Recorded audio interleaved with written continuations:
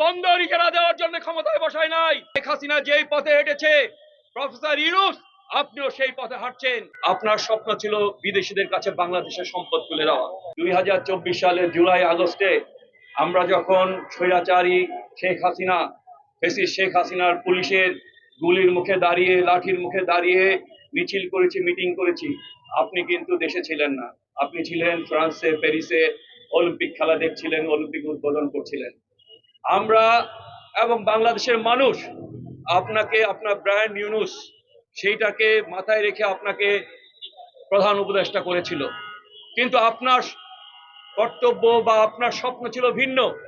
আপনার স্বপ্ন ছিল বিদেশিদের কাছে বাংলাদেশের সম্পদ তুলে দেওয়া। 2006 সালে নোবেল পুরস্কার পাওয়ার পর আপনি বলেছিলেন বন্দর বিদেশিদের কাছে দিলে বাংলাদেশ নাকি উন্নত হবে।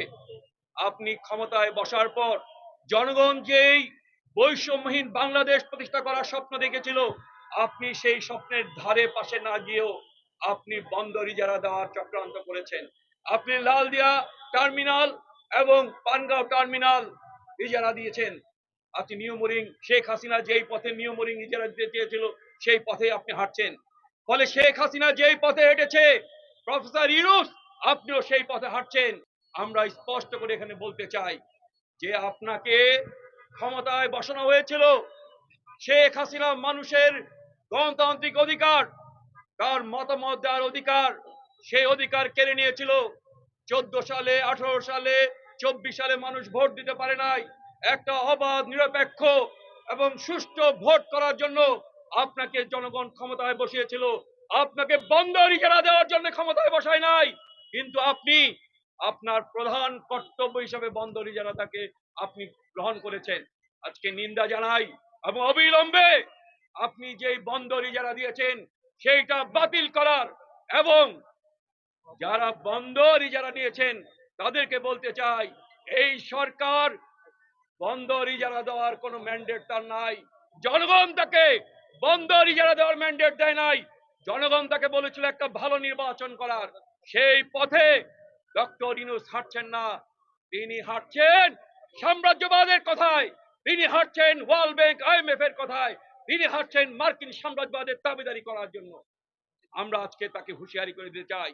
আরেকটা কথা স্পষ্ট করে বলতে চাই, শেখ হাসিনার 15 বছরে আমাদের সীমান্তে 600 বাংলাদেশিকে হত্যা করেছে বিএসএফ। বাংলাদেশের সীমান্তে বাংলাদেশিদেরকে হত্যা করছে বিএসএফ। চাপাই নবাবগঞ্জে 2 জন বাংলাদেশিকে হত্যা করেছে বিএসএফ। আপনি বাংলাদেশের মানুষের জান মালের নিরাপত্তা দিতে পারেন না বিদেশি শক্তির কাছ থেকে। আপনি বিদেশিদের কাছে আমাদের সম্পদ ইজারা দিয়ে দিচ্ছেন।